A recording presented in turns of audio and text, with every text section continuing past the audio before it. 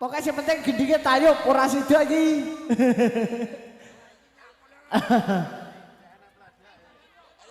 Karo sapa tole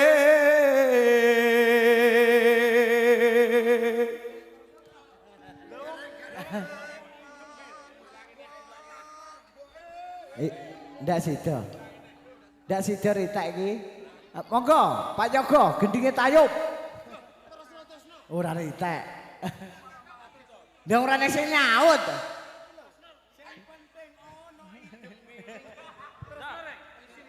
Sing penting ana tungkae. Mikir didelikne nang kentung. Dang. Iya. Ayah rasa.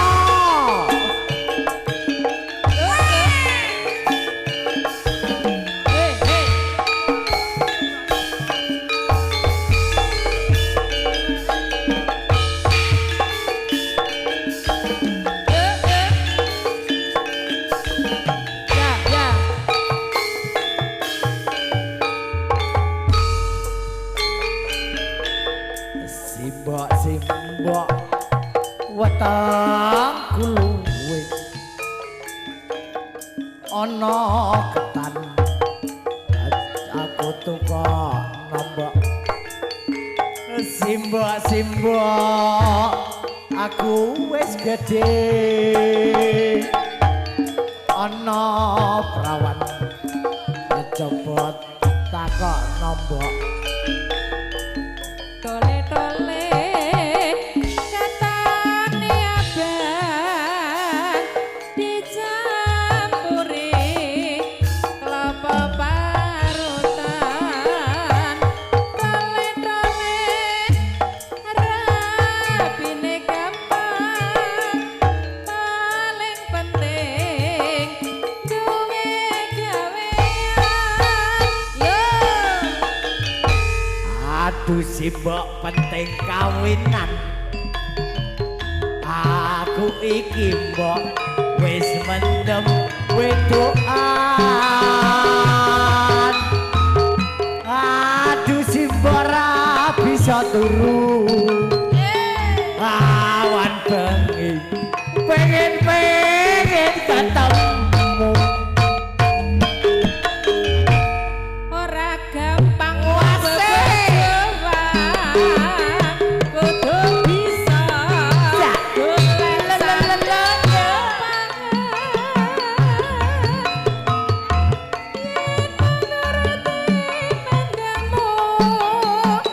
apa bojomu kok makani watu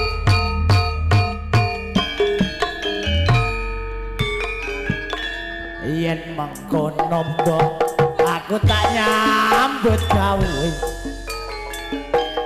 golek duit kanggo nikahan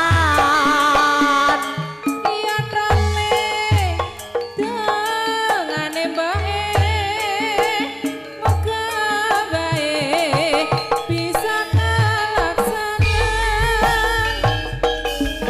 hey ya ya hey ayo nah rek hey Kakarit ya Kakarit lo gendinge hey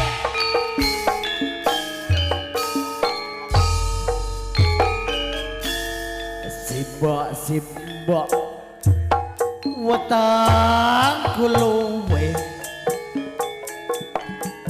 ana ketan coba tuku ketan sing ireng apa sing putih simbok aku wis gedhe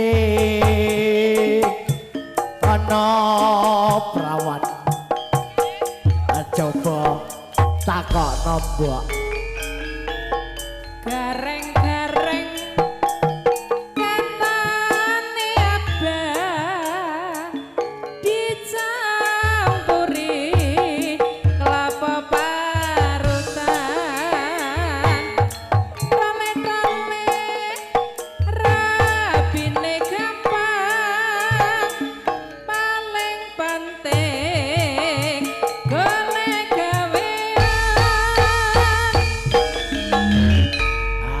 Aduh si mbok penting kawinan. Ayo Pak Aku Kerto, iki goyang, yuk. mbok wis mendem wedok. Bos pitik. Aduh si mbok ra bisa turu. Awan bengi pengen ketemu. Ora gampang wong bebojoan. Kudu bisa golek sandang pangan. Yen mung nuruti senengmu, apa aku kok pakani tahu.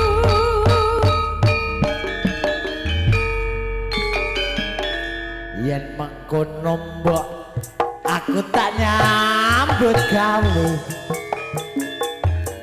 Golek duit kanggo nikahan. Dongane mboke muga wae bisa kalaksanan.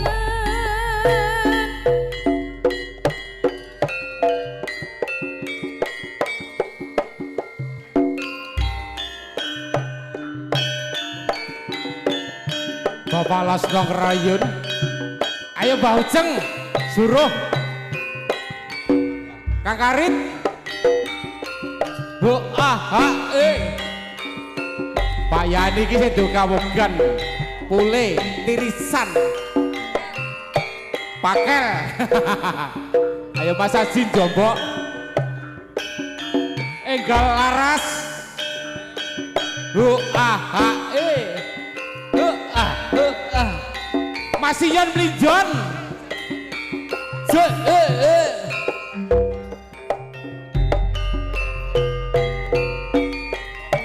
Yen liwat aku kelingan kubuk kae biyen tak goleren ing cagak kabatu tulisan Nggih Kak Nanu warna kalian dalam mantap abang Sudarsono. tondo isi prawan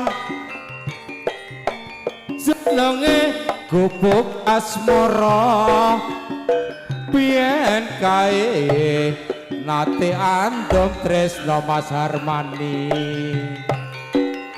tanpa bantal tanpa kloso bota-bota ke taman asmara dulur pangkul gubuk kae nyimpen wati nganti besok aja sampai lali gubuk kae kebak tresno sore penak tengah wengi nganti gagareno catatan sajroning ati panjake pas tansah luntur saya marati Siap. Bu aku kowe dadi garwa mergo leren di daleme Pak Harmani monggo sing ibing Pak Yani.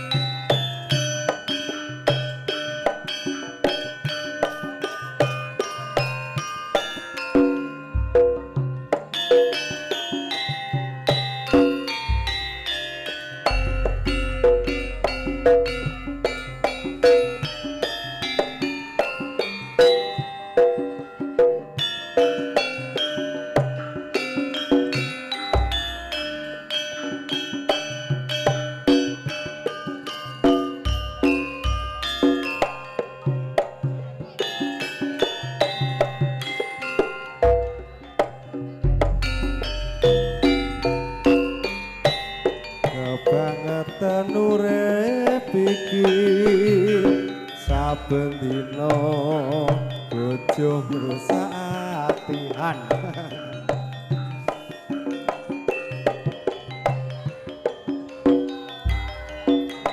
kok yo eling nalika semono hujan katon riwes wanci ratri kairingan tangis sumendal mayang atiku yen tanyawak nasibe awakmu tak rewangi nyambut gawe esok mulai bengi saiki kowe tega tegal hangon jati apa wis dadi nasibku yen sliramu ninggalke awakku yen tega aku tega karo anakmu apa sing ora kedanan ngawe-awe kaku ketilananku yen anyawang esem lan kuyumu sayange anakku loro wis duda kono prawan kembang desa apa bisa keturutan momong putra urip bebarengan aku ketanen rino wengi mung tansah kelingan kedanan perawan ibarate kodhok gayulintang tarewangi pati geni pamrih karepe lulo hatine aku ora bakal rabi mong sliramu kenyota enteni matur nuwun.